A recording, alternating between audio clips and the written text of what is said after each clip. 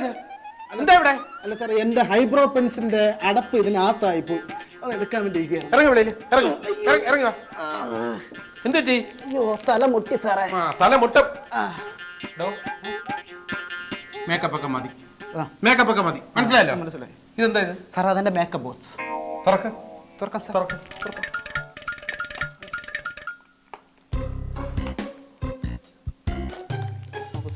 ഇതിനെന്താ ഇത്രയും അറകള്? അതാണ് സാർ ഇതിന്റെ ഒരു രീതി. വേറെ രഹസ്യ അറകളുണ്ടോ അതിനകത്ത്? രഹസ്യ അറവയ്ക്ക് ഇതൊന്ന് നിലവറയാ സാറേ. ഇങ്ങോട്ടൊന്നും വേണ്ട. രഹസ്യ അറ ഉണ്ടോന്നാണ് ചോദിച്ചത്. ഇല്ല സാർ, ഇല്ല, അത്രയേ ഉള്ളൂ. എന്നാ മേക്കപ്പ് ഒക്കെ നിർത്തിക്കോ. മേക്കപ്പ് നിർത്തി താഴോട്ട് ചെല്ലാൻ പറഞ്ഞു. ആര് പറഞ്ഞു? ഞാൻ പറഞ്ഞു. ഓ, എന്റെ ബെഡ്റൂമിനകത്ത് കയറി പ്രൈവസിയും തരാതെ. പിന്നെ ഞാൻ അത്ര വലിയ പണക്കാരനൊന്നുമല്ല. ഈ വീടിന്റെ പച്ച മാത്രമേ ഉള്ളൂ. പ്രോവിഡന്റ് ഫണ്ടിൽ നിന്നും ബാങ്കിൽ നിന്നും ഒക്കെ ലോൺ എടുത്താ ഈ വീട് കെട്ടിയത്. മനസ്സിലായോ? ഇവിടുന്ന് ഒരു സാധനവും കൊണ്ടുപോകാൻ ഞാൻ സമ്മതിക്കില്ല. ചെയ്തോണ്ട് ഞാൻ പറയണ മനസ്സിലാക്കിയാ മതി കേട്ടോ. ചെല്ല്. ഓക്കെ സാർ, ഇതൊന്നും എടുത്തോട്ടെ. അല്ല സാർ, അടപ്പ് കിട്ടിയാണോ ഒന്ന് എടുത്ത് വെച്ചേക്കണം സാർ. എന്റെ ജീവിതത്തിൽ ഇതേപോലത്തെ ഒരാളെ കണ്ടിട്ടില്ല. ചേട്ടൻ വല്ലതും ചെയ്തായിരുന്നോ നിങ്ങളെ? ഇല്ല. എന്ത്? ഓ, ഞാൻ കരുതി അടിച്ചെന്ന്. അതെ, ദേഷ്യം വന്ന ആളെ പിടിച്ചാ കിട്ടത്തില്ല. അടിച്ചെന്നാ? എന്തിന്? വല്ല കുഴപ്പമുണ്ടോ? ഇനി നമ്മൾ എടുക്കാൻ പോകുന്ന ലാസ്റ്റ് സീനല്ലേ? ഇപ്പം ഷിഫ്റ്റ് ചെയ്തോളൂ. ഷെർലേ, ഇങ്ങനെ ലാസ്റ്റ് സീനാണ് എടുക്കാൻ പോകുന്നത്. ഡയലോഗ് നോക്കിയോ? നീ നോക്കിയൊന്നുമില്ല, ആർട്ടിസ്റ്റ് നോക്കിയോ? ഓക്കെ. അതെ, നിങ്ങളും ഇവിടുത്തെ ഹൗസ് ഓണറും തമ്മിൽ എന്തെങ്കിലും പ്രശ്നമുണ്ടോ? എന്ത് പ്രശ്നം? ഒരു പ്രശ്നമില്ല. അല്ല, എന്തോ ഒരു പ്രശ്നമുണ്ട്. പുള്ളിക്കാരെ നമ്മളായിട്ട് അടിക്കുമെന്നാ പുള്ളിയുടെ വൈഫ് എന്നോട് പറഞ്ഞു. ആ എടേ, ചുമ്മാതല്ല, എന്നെ സംശയത്തോടെ ഇങ്ങനെ നോക്കി കേട്ടാ. എന്ത് പറ്റിയത്? ആ ഒന്നും പറഞ്ഞ. ഇനിയിപ്പോ നമുക്ക് എന്തായാലും കിട്ടേണ്ടത് കിട്ടി. നമുക്ക് പോയാലോ സാർ? ഷേർലി പറഞ്ഞ കറക്റ്റാണ്. നമുക്ക് എന്തായാലും വാരിക്കെട്ടി പോയാലോ? എന്തായാലും ഇവിടുത്തെ അന്തരീക്ഷം അത്ര ശരിയല്ല.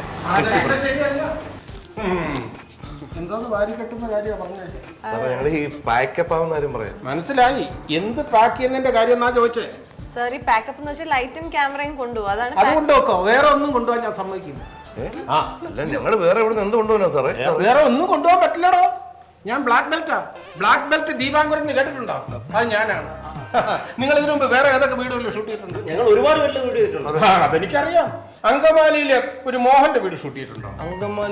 അങ്കമാലിയിൽ ഞങ്ങൾ ഷൂട്ട് ചെയ്തിട്ടില്ല സാറേ. പക്ഷെ ആലുവയിൽ എന്റെ ഒരു ആലുവയുടെ അടുത്ത് തന്നെ അങ്കമാലി. മോഹൻ എന്നെ വിളിച്ചിരുന്നു. അവിടെ ഇപ്പൊ മോഹൻ. ഞാൻ എല്ലാം അറിഞ്ഞു. എന്ത് സാർ അറിഞ്ഞു? എനിക്കെല്ലാം മനസ്സിലായടോ. എനിക്കെല്ലാം മനസ്സിലായി. ആ പ്ലാനിങ് നടക്കില്ല. എന്ത് പ്ലാനിങ്? നടക്കില്ല. എങ്കിൽ നീ നടത്തി കാണിക്കണം. എന്ത്? നീ സാറേ, ഞങ്ങൾ ഇങ്ങനെ എന്തോന്നത്? എനിക്ക് കുറെ നേരമായിട്ട് ഒന്നും മനസ്സിലാവണില്ല. നിനക്കല്ലോ മനസ്സിലായോ? ചേട്ടാ, ചേട്ടൻ ഉദ്ദേശിക്കുന്ന ആൾക്കാരൊന്നും അല്ല അവര്. അവര് ശരിക്കും ഷൂട്ടിംഗുകാർ തന്നെയാ. അത് നിനക്ക് എങ്ങനെ ഉറപ്പിച്ച് പറയാൻ പറ്റും? ഇക്കാലത്ത് ആരെയും കണ്ണടച്ച് വിശ്വസിക്കാൻ പാടില്ല. അവന്മാരുടെ നോട്ടവും ഭാവവും ഒന്നും ശരിയല്ല. സംസാരമൊക്കെ ഞാൻ ഒളിഞ്ഞു നിന്ന് കേട്ടു. ഒരു വശപ്പശ കൊണ്ട് എനിക്ക് തെളിവോടെ അവന്മാരെ പിടിക്കണം, എന്നിട്ട് പോലീസിൽ ഏൽപ്പിക്കണം. നാളെ വേറൊരു വീട്ടിൽ ചെന്ന് ഷൂട്ട് ചെയ്ത് കൊള്ളയടിച്ച് പോകാൻ പാടില്ല. ഇല്ലെങ്കിൽ ഇപ്പം തന്നെ പറഞ്ഞു വിട്ടേ, തെളിവോടെ പിടിക്കും.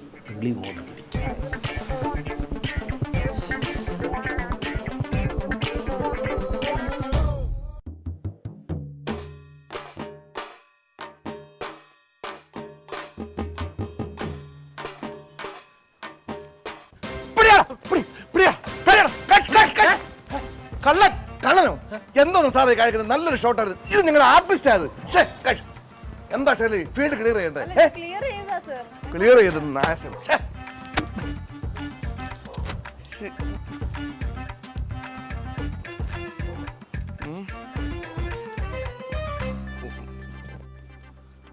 നല്ല ടേക്കായിരുന്നു. ചുമ്മാ എന്ത്. ചേച്ചി, ചേച്ചി,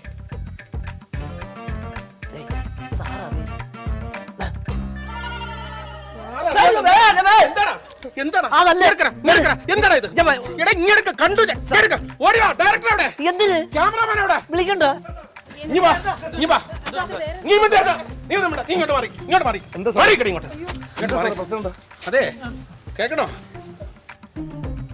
ഞാൻ അറിയരുതെന്നും പറഞ്ഞ് എന്റെ ഭാര്യക്ക് എഴുത്തു കൊടുക്കുക. അയ്യോ, എങ്ങനെയുണ്ട്? സാറേ, സൂണാണെന്ന് ചെയ്യൂല സാറേ. അത് ഞാൻ തീരുമാനിക്കും. തെളിവോടെയാണ് പിടിച്ചിരിക്കുന്നത്. എന്താടാ എന്റെ ഭാര്യക്ക് എഴുത്തു കൊടുക്കാനായി? എത്രയും പ്രിയപ്പെട്ട ചേച്ചി അറിയുന്നതിന് വലിയ പ്രിയമാണില്ലേടാ നിനക്ക്? ചെയ്യുന്നത് പൊറുക്കാനാവാത്ത തെറ്റാണെന്ന് എനിക്കറിയാം. അപ്പൊ അറിഞ്ഞോണ്ടാണ് നീ.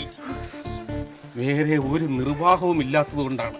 ഓ, ഒരു നിർവാഹവും നിനക്ക് വേറെ ഇല്ലല്ലേ? ചേച്ചി എന്നോട് ക്ഷമിക്കുമെന്ന് എനിക്കറിയാം. എങ്ങനെയാ ചേച്ചി ക്ഷമിക്കാൻ പോണെ? സാററിയാതെ 1 കിലോ അരിയും 1/2 കിലോ ഉള്ളിയും കുറച്ച് മുളകും തന്ന് എന്നെ സഹായിക്കണമെന്ന് വിനീതമായി അഭ്യർത്ഥിക്കുകയാണ്. ഈ ഉപകാരം ഞാൻ ഒരിക്കലും മറക്കില്ല.